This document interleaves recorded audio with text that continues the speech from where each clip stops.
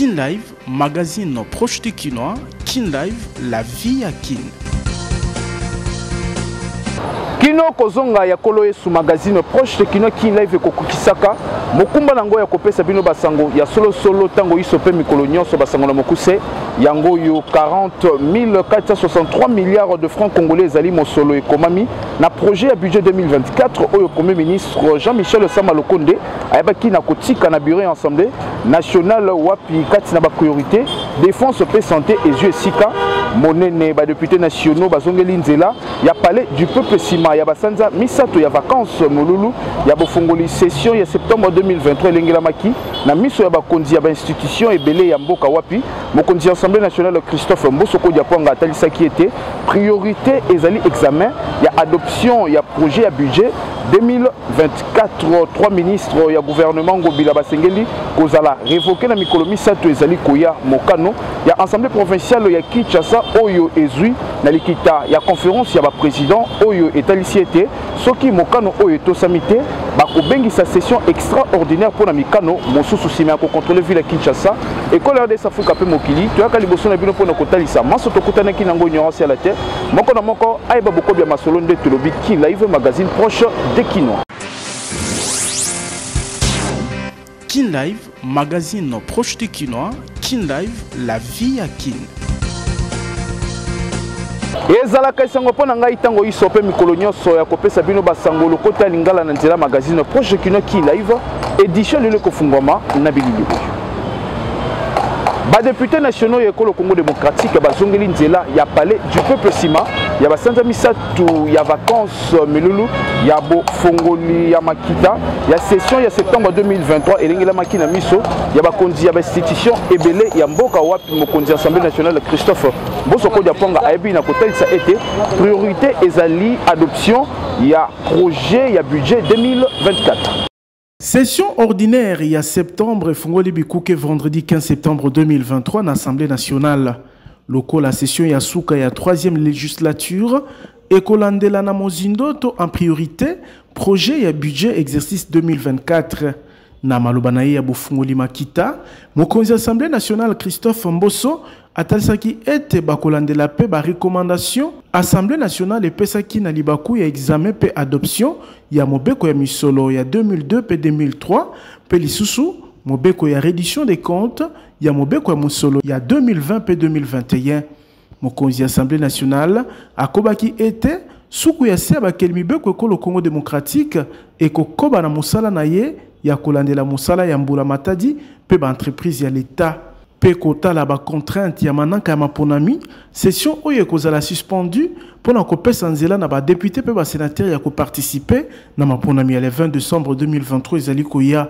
pambate campagne électorale ekobanda le 19 novembre na maponami wana ba congolais basengeli kopona batu oyo bazali na makoki ya kokotisa mbongwana na lolenge ya kobika ya population pe na etamboli ya l'État elobi yoko ba député tolingi ba population biso ba soutenir biso tango oto zobonga batoke na ba élection ba kopona batu oyo baza malamu po tolingi ete na bambala ezoya ya sima tozala lisusu batu oyo ke engagement na biso échanger réellement condition pour na biso échanger réellement situation population na biso pe kimia oyo tozoluka eleki motuya kimia wana peza zonga na kati mboka na biso boyeba ete Yambo Christophe Mboso Zomaloba Assemblée nationale epesaki hommage na député national Chéribé Okende o azalaki assassiné Mikolo Mileki penzo tonaye emonanaki na kati ya mutuka na balabala poids lourd bosimba pe bokanga ete ba député ebele ba monisi elongite na makita oya bofungoli session ya septembre pambate bakangami na ba province kolandisama na bozangi ya ba avion tolobi Tiboko Yoka. Nalobaki yango na ebandeli 40 463 milliards de francs congolais zali mosolo ekomami na kati ya projet ya budget 2024 oyo premier ministre Jean-Michel Sama Lokonde kienge ayebaki na kotika na bureau ya assemblée nationale wapi kati na ba priorité zomi défense pe santé oyo jeu sika monene. Ngonga moke ya mbofungwami ya session ya septembre o ezali ya suka pona mandature oyo mokonzi ya mbula matadi Jean-Michel Sama Lokonde kienge asilaki kotika na bureau ya assemblée nationale projet ya budget 2024 o ezali ya 40 463 milliards de francs congolais to 16,6 milliards de dollars américains. liboso ya ba membre ya bureau ya Assemblée nationale pe ba membre ya Mbula Matadi na ye o atambola ki na bango. Premier ministre apesaki mikanda nyonso ya mobeko ya misolo oyo na mokonzi Assemblée nationale Christophe Mboso Nkodi ya Pwanga wana ye liboso ba panzi sango Jean-Michel Sama Lukonde atelisaki ete engebene mobeko likonzi o esengi ete suka le 15 septembre budget ya mobu ezeli kolanda esengeli epesama nde bakokisi yango na lolenge wana Mbula Matadi na ye etosi mbala misatu mokoka Yambo le 15 septembre 2021, le 15 septembre 2022, puis Oyo le 15 septembre 2023. Premier ministre, Akobi était budget o eleki na 24% budget à 2023, o ezalaki il y a 32 453 milliards de francs congolais. Kolobela Kaba priorité, Jean-Michel Sama Lukonde Kienge, abeti sete na défense o esengeli na makoki ebele. Na o etali bokolongono ya nzoto Mbula Matadi alingi koyanola na bosenga ya couverture santé universelle na mambi ya sika ya kobota ya ofele na suivi to kolandela moboti pe bebe sima ya kobotama. Mokonzi ya Mbula Matadi alobi ete atie makoki ebele pona manaka oyo ezali obligatoire lokola malakisi ya ofele.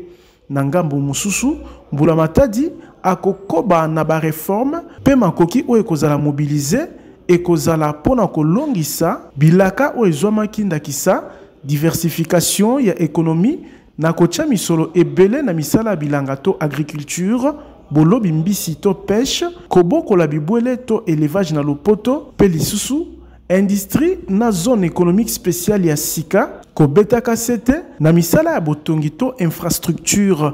Sama Lukonde Kienge akundoli pe lisusu ete Mbula Matadi na ye ezali engagé makasi na manaka ya bofuluki ya 145 territoires. Tolobi Thibaut Koyoka.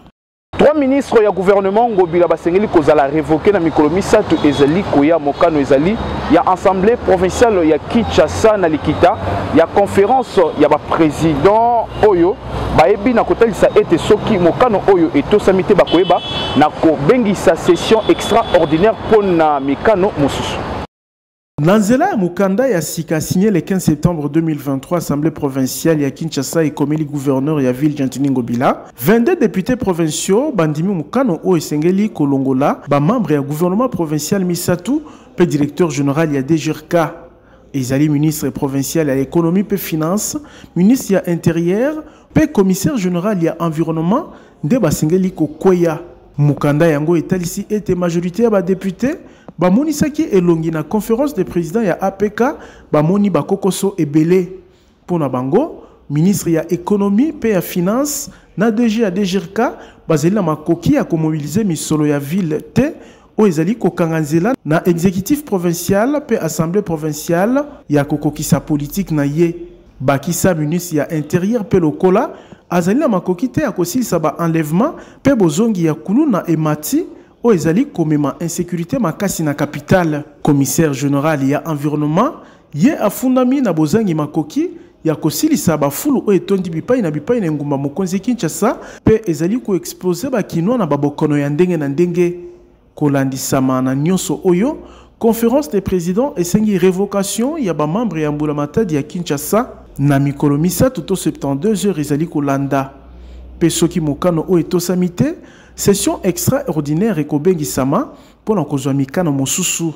likambu oyo eye lisusu kobakisa moto na etamboli ya ingumba mokonzi Kinshasa wapi président ya APK Godin Poi pe gouverneur Gentini Ngobila bazali na bopotani kaka pona likambu etali gestion ya capitale. Tolobi Thibaut Koyoka. Mbula Matadi ekolo Congo démocratique ebengami ya kotalisa bilan ya malonga ya mitindo nyonso mokonzi ya mboka apesaka na conseil de ministre na Likita ezali koya bosenga ezali ya tata mokonzi ya ekolo Congo démocratique Félix Antoine Tshisekedi Tshilombo na libako ya 113e conseil de ministre akambaki na cité ya Union africaine. Lokola bomo mesano vendredi ya poso nyonso ba membre ya Mbula Matadi ekolo Congo démocratique ba monisaki elongi na 113e conseil de ministre o ekambamaki na tata mokonzi ya ekolo Congo RDC Félix Antoine Tshisekedi Tshilombo na présidentiel na cité ya Union africaine ba sujet ya ndenge na ndenge ezalaki débattu etali etamboli malamu ya mboka wapi kati nango mokonzi ya mboka Félix Tshisekedi Tshilombo abetaki sete na tina ya kobika malamu ya baimboka ezala na mambi matali social économie ya mboka santé éducation pe bongo na bongo garant de la nation Félix Tshisekedi Tshilombo asengaki na ba membre ya gouvernement ya komipesa na société manso na RDC etambola malamu pamba te yangonde etinda pe mokumba na bango pe pona ye le peuple d'abord na yango na tina ya ko s'assurer été mosala ya mbula matadi na terrain ezali ko salema na alima tata mokonzi ya ekolo Congo démocratique Félix Antoine Tshisekedi Tshilombo ayebaki na kosenga na premier ministre Jean-Michel Sama Lokonde pe mbula matadi ezali ko kamba ya kotalisa na 114e conseil de ministres ezali koya bilan ya malonga ya bokokisami ya mitindo nyonso apesaka na bango pona stabilité pe équilibre ya ekolo Congo RDC bosenga oyo yambamaki na bokebi penza na mbula matadi oyo balaki koyanola malamu na bosenga ya mokonzi ya mboka boyeba ete kaka na 113e conseil de ministre oyo mokonzi ya mbula matadi Jean-Michel Sama Lokonde atalisaki ete asili déjà kotika projet ya budget 2024 na bureau ya Assemblée nationale oyo bayebi na kosala rentrée parlementaire tolobi Tiboko Yoka. Makita ya commission mixte défense et sécurité RDC pe Zambie et Kangi bikuke na esengo ya biteni nyonso koyoka vice-premier ministre ya intérieur et sécurité ekolo Congo démocratique maître Peter Kazadi oyebi na kokamba 12e session oyo atalisi ete ngonga ekoki pona kotiala misala ba accord nyonso RDC pe Zambie et bana kolonga. Makita 12e session ordinaire ya commission mixte défense et sécurité RDC Zambie où elengela makina Lubumbashi na ituka ya Okatanga et kangi bikuke vendredi 15 septembre 2023 na liyanga ni aba ministre et kambe makina vice-premier ministre ya intérieur et sécurité et Congo démocratique Peter Kazadi. Libanda ya ba délégation ya banganga maele ya RDCP Zambie ba membre ya corps diplomatique pe ba monisaki elongi na maloba na ye maître Peter Kazadi apesaki ba hommage ya lokumu na mokonzi ya mboka RDC Félix Antoine Tshisekedi Tshilombo pe na homologue na ye ya Zambie Akainde Ishilema pona malengelami ya makita oyo ya commission mixte défense et sécurité oyo pona ye ngonga ebeti po ete Zambie na ekolo Congo démocratique batia na misala baboyokani ya ndenge na ndenge bazali na yango akobi koloba ete malengelami ya makita oyo eye kokembisa lisusu boyokani ya malamu na ba différents domaines pour na intérêt ya bikolo nyonso mibale. Vice-premier ministre ya intérieur pe sécurité ekolo Congo démocratique apesi pe longonia na implication ya mbula matadi ya Zambie na ntina ya bosuki elamu ya 12e session ya commission mixte défense et sécurité RDC Zambie pe atalisi ete azali na kondima na o etali bokoti na misala ya ba engagement oyo ezwami pona kimia pe kobika elongo na bikolo nyonso mibale tolobi Tiboko Yoka. Ngonga moke sima ya boponami na bango na mokonzi ya mboka 69 au magistrat balapaki ndai ya kotosa bukuli konzi pe mibeko ya mboka na misala na bango ezalaki liboso ya mokonzi ya ekolo Congo démocratique Félix Antoine Tshisekedi Tshilombo oyebaki na kondima serment na bango 69 au magistrat ya cour de cassation conseil d'état pe ya ba parquet généraux pene ya bisambiselo ya likolo oyo balapaki ndai liboso ya mokonzi ya mboka Félix Tshisekedi Tshilombo ezalaki na libaku ya mululu elengelamaki jeudi na palais de la nation ba au magistrat oyo baponamaki na ebandeli ya sanza ya utmoleki balapinda ya kotosa mobeko likonzi pe mibeko ekolo Congo démocratique kokokisa na botosi pe limemia etinda epesameli bango. Je jure de respecter la constitution et les lois de la République démocratique du Congo et de remplir loyalement et fidèlement, avec honneur et dignité, les fonctions qui me sont confiées. Pena ekotinaye ya magistrat suprême, mokonzi ya mboka Félix Tshisekedi andimaki serment na bango. Je prends acte de votre prestation de serment en qualité de conseiller au Conseil d'État. Mes très sincères félicitations. Na lolenge bakokisi etinda ya bukuli konzi na kolapaka ndai ba o magistrat oyo bakoti na mpoasa na mosala kobanda lelo ezali premier président moko 8 présidents pe 20 conseillers ya cour de cassation 5 premiers avocats généraux ya république pe 8 avocats généraux ya république pene ya cour ya cassation 5 présidents pe 9 conseillers ya conseil d'état côté siège pe 5 premiers avocats généraux na oui avocats généraux ya parquet pene ya conseil d'état na ba ordonnance ya mokonzi ya mboka oyo ebimaki na mpwasa le 15 août moleki Félix Tshisekedi aponaki kati na magistrature bakonzi ya sika ba magistrat mosusu batombamaki misusu bazalaki révoqué pe misusu babimaki retraite mbongwana oyo ezali na cadre ya réforme ya justice mokonzi ya mboka alingi pona kokembisa état de droit na ekolo Congo démocratique tolobi Tiboko Yoka. Je jure de respecter la Constitution. Bapem ya 14e région militaire bazali déterminé ya kokokisa etinda na bango ezali ya kotambola na alima pe kotia discipline na etamboli ya mapinga ekolo Congo démocratique batalisaki yango na marche d'endurance basalaki kobanda au commandement kolekana na balabala libération kino kokoma na camp kokolo.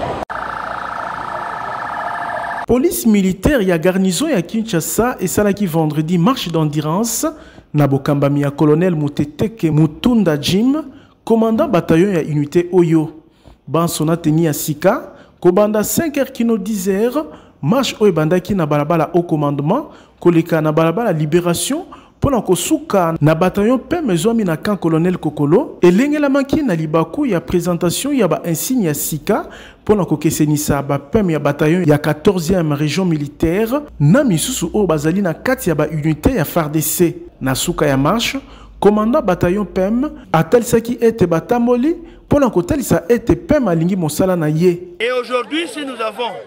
fait un petit carnaval, c'était un petit carnaval de routine,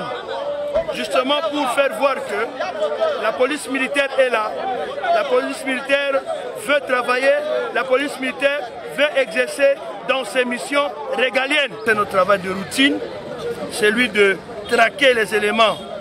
irréguliers, celui d'appuyer la police militaire, celui d'imposer la discipline. Toutes sortes de marques extérieures de la tenue,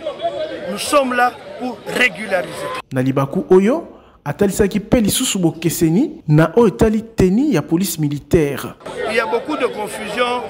à ce qui concerne la tenue des prévôtés militaires, la PEM que nous sommes. Nous avons aussi des PEM qui sont dans les QG des unités. Et ces PEM-là peuvent prester dans le QG. Ils ne peuvent pas être au-delà des QG. Ordre, fierté, paix, discipline, ezali devise ya police militaire. Tolobi, Tiboko Yoka. Cabinet ophtalmologique ya fondation na sopo Icebel ezomi na Gombe ezali kosunga bayebanso bazali na bokono ya misu olingi ozwa exactitude na bokono na yo adresse ezali se moko fondation na sopo Icebel. Nani alobaki ete na Kinshasa cabinet ophtalmologique moderne ezalaka te. Soki bokanisaka ete pona kobikisa maladie ya misu esengeli kokende na Suisse, Afrique du Sud to pe Inde.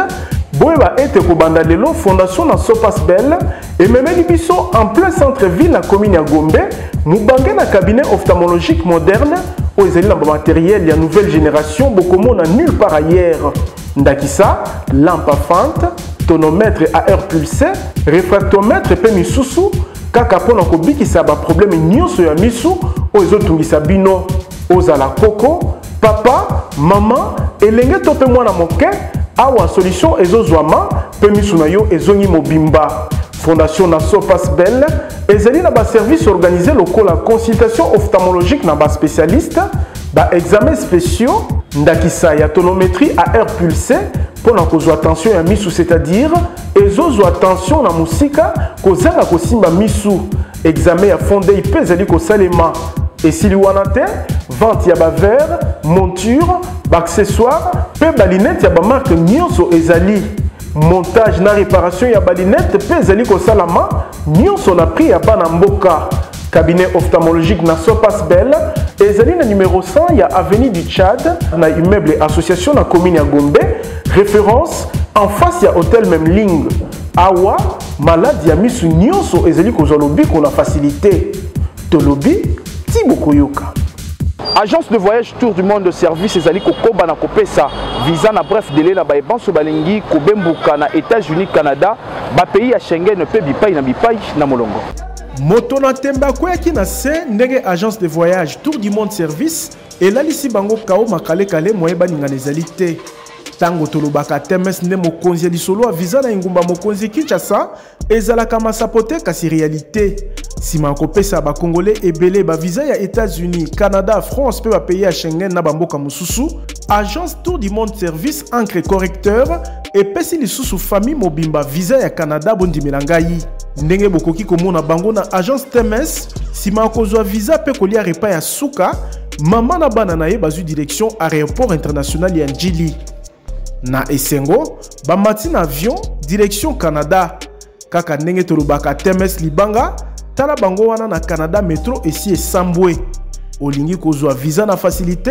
adresse ezali moko, agence de voyage Tour du Monde Service. Na TMS, promotion pe ezali kasi yangonga moke. Pona balingi visa d'études na Canada et États-Unis pe ba pays à Schengen nyonso ezo pesama na $1200 ya pamba, visa touristique na $1100 ya boule. Kasi pona bamboka lokola Biélorussie, Chypre pe Tunisie na $600 ozwi visa na yo. Bureau ya Tour du Monde Service ezwami na numéro 5151 ya balabala Kasavubu quartier Matonge, commune ya Kalamu. Référence Carrefour des Jeunes. Na TMS, visa ezopesama lokola na film. Tolobi Tiboko Yoka. Complexe scolaire Mama Pemba ezwami na quartier Bikanga na commune ya Kisenso ebi na kofongola bikuke na yango pona inscription ya bana kobanda maternelle primaire humanité olingi mwana yatanga na école moderne oyo kende ko komisaye na lombango pamba te inscription ezali ya ofele. Nanzela kotanga kelasi ya malonga nde bana pe bilenge ya lelo bakokamba RDC ya lobby kasi singeli kozwa formation pe encadrement ya qualité lokola na complexe scolaire Mama Pemba. École moderne ou etongama na ba norme ya standard international et fungoli déjà ba porte pour na ba inscription gratuite, c'est-à-dire ya ofele okofuta talumeyate mwana andimami na école moderne oyo. Tozali na ba option organisée lokola maternelle, primaire, enseignement de base pe humanité na latin philo, chimie biologie, pédagogie générale, commerciale, coupe et couture, mécanique générale, électricité générale, construction pe électronique. Na complexe scolaire Mama Pemba, anglais pe formation ya informatique ezali obligatoire pe ya ofele kobanda na maternelle kino humanité. Et suki wanate, complexe scolaire Mama Pemba ezali na ba atelier o etonda ba équipement moderne pour la formation ya ba kino nyonso ezala otanga kana école ya fondation Nerombungu oyote. Tozali na atelier ya coupe couture, mécanique générale, électricité générale, maçonnerie, électronique, pe laboratoire moderne pour na ba yekoli ya chimie biologie. Papa maman kozala ki di bate po awa inscription ezali ya ofele mwana koti kelasi ya sika ezali ete kaka na inscription, journal de classe, cahier à communication, insigne pe 1 mètre ya tissu blanc pour la maternelle pe primaire, et autres pe samaya ofele, dont signé honorable Nerombungu Fuma Banga Moyo. Complexe scolaire Mama Pemba, ezali na numéro 44 ya balabala Batandu, quartier Bikanga commune ya Kisenso. Na complexe scolaire Mama Pemba, Dieu est notre force. Tolobi Tiboko Yoka.